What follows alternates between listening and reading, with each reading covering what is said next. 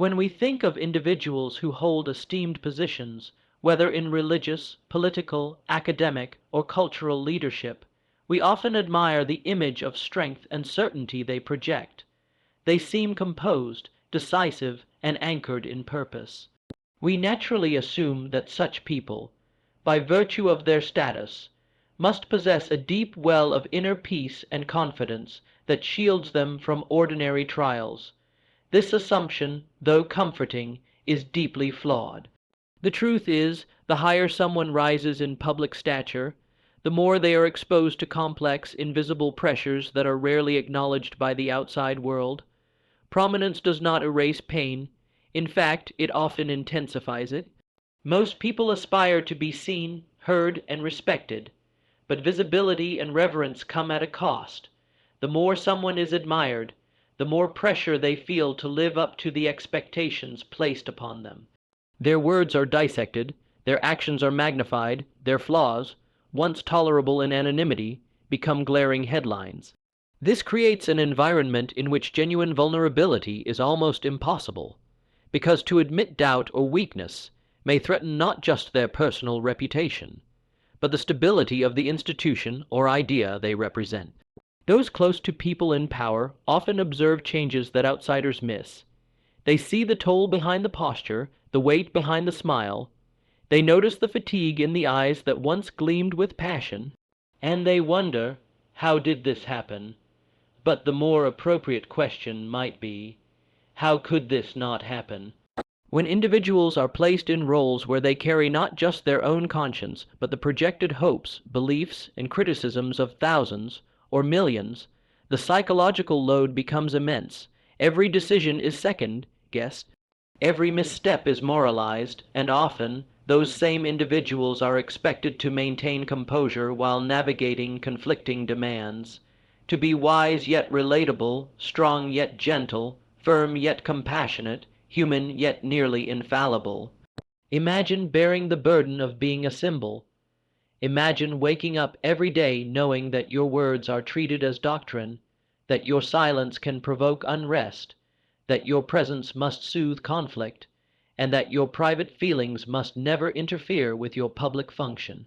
This is not just a job, it's a mantle that consumes. It reshapes a person's identity, sometimes beyond recognition, and the struggle is often silent, because those in these roles know that their suffering must be endured privately. To express it publicly may be interpreted as a failure of faith, of leadership, or of integrity. This leads to internalized stress, loneliness, and spiritual fatigue. Over time, the dissonance between who they are and who they must appear to be begins to erode their sense of self. What started as a calling slowly morphs into a cage. Those who once shared laughter and vulnerability with this person, the friends, family, colleagues, may struggle to recognize them. Not because they have become arrogant or detached, but because the expectations placed upon them have forced them to evolve into someone different, more guarded, more burdened, less free. And while the world sees a dignified figure doing important work, their inner circle sees something else entirely. They see a person stretched to their emotional limits, grasping for moments of normalcy in a life that no longer allows for it. This keynote, then, serves not only as a reflection on those in power, but also as a reminder to all of us. No one is immune to struggle. No title, no robe, no authority exempts a person from fear, doubt, or pain. If anything, these elements often grow sharper in environments where so much is expected, but so little is offered in terms of empathy and true companionship. When we say, "I can't believe this is happening," what we often mean is, "I never allowed myself to see what was already unfolding." The signs were there, the exhaustion, the tension, the quiet cries for help hidden behind rehearsed statements, but society has taught us to admire strength more than to recognize strain. We applaud perseverance, even when it teeters on self-destruction. It's time to change that, to look past the polished exterior and into the soul of the human being beneath, to ask not just what are you achieving, but how are you really doing, because in the end, the trials of prominence aren't just unexpected, They are inevitable. And if we truly care for those who lead, we must learn to notice, to understand, and to support, not only when things go wrong, but long before they do. From the outside, responsibility is often equated with honor. People look up to those in positions of leadership and assume that the role brings prestige, power, and fulfillment. But what most fail to see are the silent costs that accumulate slowly, quietly, and invisibly. Responsibility, particularly at the highest levels, is never free. It demands payment in time, energy, privacy, and in many cases, peace of mind. Responsibility is not just about tasks or titles. It is about accountability. It is about being held to a higher standard, not only by others, but also by oneself. The moment a person steps into a role of influence, they cease to operate solely as an individual. They begin to serve as a symbol of integrity, of morality, of guidance. Their decisions ripple outward, their missteps echo across communities, their silence can be interpreted as neglect, their words can become doctrine, and because of this, every moment of their day becomes a performance, consciously or not, in maintaining composure, control, and credibility. This level of visibility creates an unrelenting mental strain. Every choice feels like a calculation. Every conversation is laced with consequence. Even casual moments must be weighed against the perception they might create. There is no such thing as off the clock when your role carries spiritual, moral, or institutional significance. There is only a continual weighing of what should I do against what will this mean for everyone else. Over time, this constant vigilance begins to erode the simplicity of being human. It's no longer easy to express doubt, to ask questions, or to admit confusion. The person entrusted with leadership begins to internalize the belief that they must always know, always lead, always stand firm. This mindset, though forged out of necessity, becomes a barrier between the leader and their own humanity. It makes vulnerability feel dangerous and rest feel irresponsible. And yet, responsibility doesn't pause when a person becomes weary. It doesn't reduce when the weight becomes unbearable. In fact, the more skilled and respected the individual becomes, the more is expected of them. Success breeds more responsibility. Excellence creates a vacuum that others rely on to be filled repeatedly, sometimes without gratitude, and often without relief. This is where the hidden cost deepens. The erosion is slow. It doesn't arrive with a dramatic collapse, but with a subtle shift, a detachment from self, a growing fatigue that becomes a daily baseline, a dwindling connection with those who once felt close. Friends may say, "You've changed." Family may feel neglected. But from the inside, the person is simply trying to survive under the layers of obligation that now define their life. Even more complicated is the moral weight that often accompanies responsibility. Those in leadership, especially in ethical or spiritual domains, must navigate decisions that are rarely black and white. They are asked to choose between lesser evils, to act under pressure, and to absorb criticism from all sides. Every move is scrutinized, and while others may argue or speculate from a distance, the person in charge must live with the consequences, internally and eternally. There is also the matter of trust.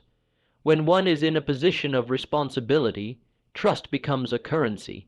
People offer it, often without hesitation, and expect that it will never be broken. But trust is fragile, and the fear of disappointing those who believe in you can become paralyzing. The responsible person begins to operate not out of inspiration, but out of fear, fear of failure, of letting others down, of being exposed as imperfect, and all the while they must smile. They must appear grounded, unwavering. They must show up, even when they feel like retreating. They must speak words of comfort, even when they themselves are looking for solace. They must carry others even when they are sinking. These are not the responsibilities we see from afar. These are not the burdens captured in titles or ceremonies. These are the quiet costs, the emotional, psychological, and spiritual tolls that few speak about, yet many silently endure. They are the hidden taxes on those who devote themselves to serving others at the highest level. And unless we recognize them, unless we begin to treat leaders not as invincible, but as deeply human, we will continue to be shocked when they falter or fall. To truly understand responsibility is to understand its price. Not just the public tasks, but the private toll. Not just the decisions made, but the weight they leave behind. And if we care about those who serve, really care, we must stop asking only what they can give and start asking what they need in order to stay whole. There's something unsettling about watching someone you've known intimately, someone whose laugh you recognize, whose habits you understand, whose story you've shared, suddenly appear distant, not physically, perhaps. They may still occupy the same space, still speak in familiar tones, still offer the occasional smile, but something has shifted. Their essence feels altered. You can't quite name it, but it's there. A quiet transformation. The familiar has become foreign. This change is rarely abrupt. It's not usually the result of a single event, but the cumulative weight of responsibility, exposure, and growth under pressure.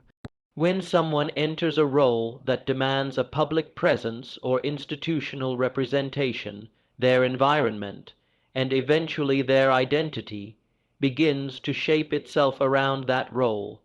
The transition isn't obvious at first.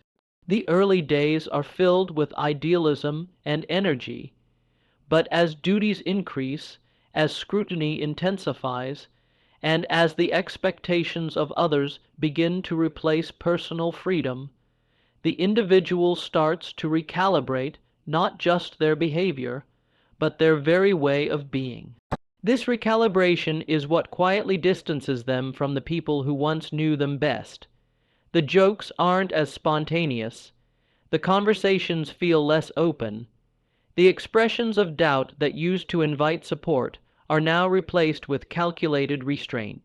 The person, once accessible and vulnerable, becomes measured and guarded, and those closest to them, friends, family, confidants, can feel the shift like a draft in a once warm room. We often expect that closeness is immune to change. We believe that shared memories and long histories will insulate us from the effects of professional or spiritual transformation. But proximity is not the same as connection. Just because someone is near doesn't mean they are accessible. When the demands of a role begin to dictate the rhythm of a person's life, even the most intimate relationships can become casualties of change, and this shift isn't necessarily the result of arrogance or ambition. It's not always about someone growing distant because they've grown proud. More often, it's the result of someone adapting to survive. When every word is analyzed, when every action carries consequence, when one's image must be curated to maintain institutional trust, authenticity becomes a risk. Openness becomes a liability, and in that context, the safest course of action is often silence and control. The people around them begin to notice. They say, "You're not the same." They say, "It feels like I don't know you anymore." But what they don't always understand is that the person may not know themselves anymore either. The gap between who they were and who they are becoming is uncharted territory, even for them. It's disorienting to be revered in public and feel lost in private. It's difficult to carry the weight of a title and simultaneously grieve the loss of one's former self. This sense of unfamiliarity also stirs guilt, both for the person changing and for those observing the change. The one evolving may feel they are betraying their roots or abandoning relationships. Meanwhile, the ones left behind may feel they are no longer needed, or that they failed to understand the pressures their loved one was facing. But this is not a failure of love, it's a failure of space. There was simply no room, no language, no shared framework to process the transition as it unfolded. When we witness this kind of change, our first instinct is often to reach out and pull the person back to who they used to be. We remind them of old times, of old values, of their true self. But sometimes returning is not possible. Sometimes the transformation is irreversible, not because the person has become someone entirely different, but because they've had to shed parts of themselves to fulfill their role. What they need is not to be pulled backward, but to be understood as they are now. The familiar becomes foreign not because love has disappeared, but because life has demanded change. And the more we try to cling to what was, the harder it becomes to engage with what is. The challenge for those who care is to evolve alongside the person, to stay present even when understanding feels incomplete, and to offer grace when closeness feels strained. If we want to keep our connection with someone whose path has taken them into unfamiliar terrain, we must be willing to walk with them without assuming we already know the way. We must learn them again. Ask different questions, be patient with new silences, and most importantly, remember that transformation does not erase the core, it simply rearranges the way it's expressed. In society, we often place immense trust in appearances. We believe what we see, especially when what we see aligns with our expectations. When someone holds a role of authority, influence, or reverence, we begin to associate their outward image with inward stability. We think if they appear strong, they must be strong. If they speak with confidence, they must feel confident. And so, a public persona is formed, polished, consistent, impressive, but what we rarely pause to consider is what that persona might be concealing. The human experience is not linear or tidy. It's filled with contradictions, doubts, wounds, and inner conflicts. But public figures, especially those charged with leading, guiding, or representing a greater cause, are often denied permission to show that full range of humanity. They are expected to be reliable symbols, steadfast, wise, morally unwavering. This demand creates a silent divide between what is shown and what is felt. In that gap lives the private pain. This pain may take many forms. It could be emotional exhaustion from carrying others' expectations. It could be the weight of moral dilemmas that have no perfect answers. It could be loneliness born from the inability to be truly known, because the people around them see only the role, not the person. It could be grief over personal losses, self, doubt kept carefully hidden, or even a creeping disconnection from the original passion that once made the work feel purposeful. And yet, despite this internal suffering, they continue to perform the public persona with precision. Why? Because the cost of letting that mask slip feels far too great. There is fear, fear that revealing their struggle will shake people's confidence in them, or worse, in the institution they represent. There is guilt, guilt that their suffering might be interpreted as weakness or ungratefulness, and there is duty, a deep sense of obligation to maintain the image that others rely on. The irony is painful.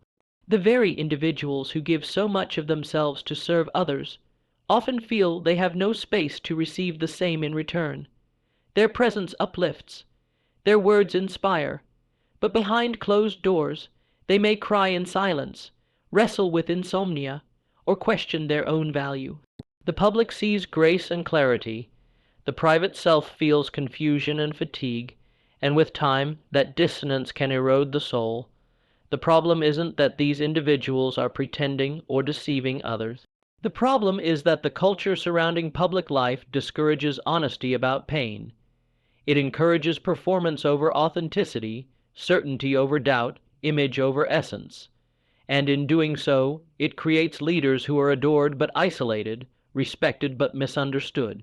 Those who observe from the outside often struggle to reconcile these two realities. If they catch a glimpse of the pain behind the persona, they may react with shock or disbelief. "I can't believe this is happening to them," they'll say. But in truth, it's been happening for a long time.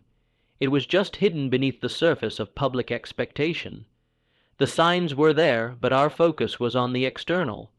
We watched the speeches, the ceremonies, the gestures of authority, and we mistook them for wholeness. This keynote, then, is not a condemnation of those who hold public roles. It's a call to deepen our perception, to look past the curated image and remember that every person, no matter how powerful or composed, has an interior life. That interior life deserves compassion, not judgment. It deserves space to breathe, to speak, and to be seen without fear of rejection or scandal.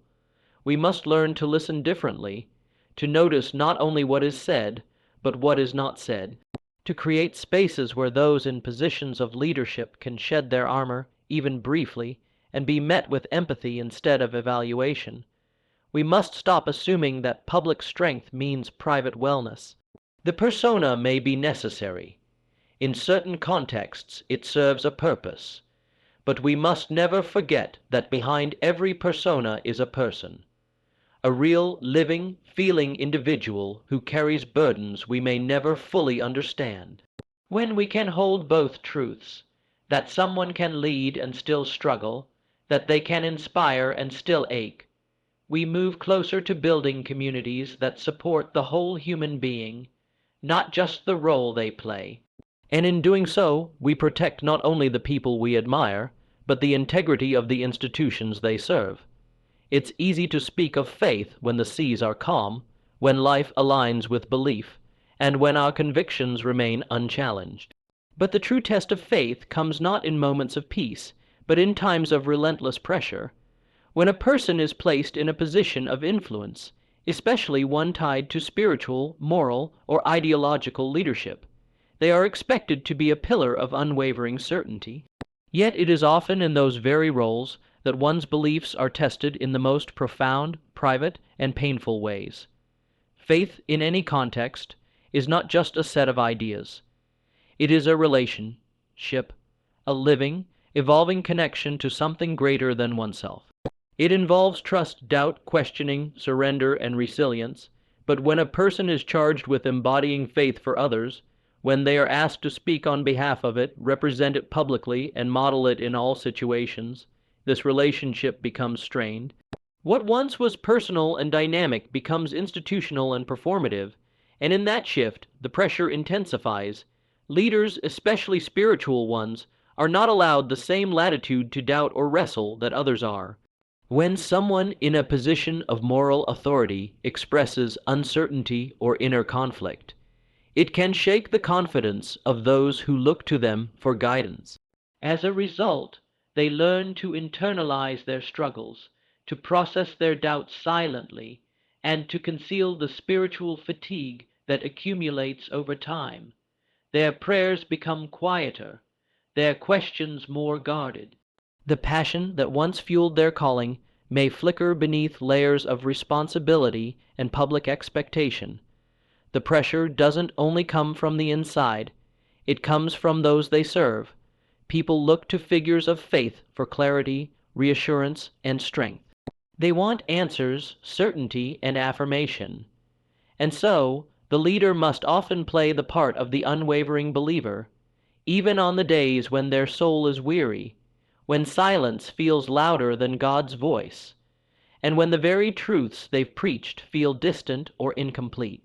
This is not hypocrisy, it is survival. It is the consequence of a culture that elevates belief as something rigid and flawless, rather than something organic and evolving.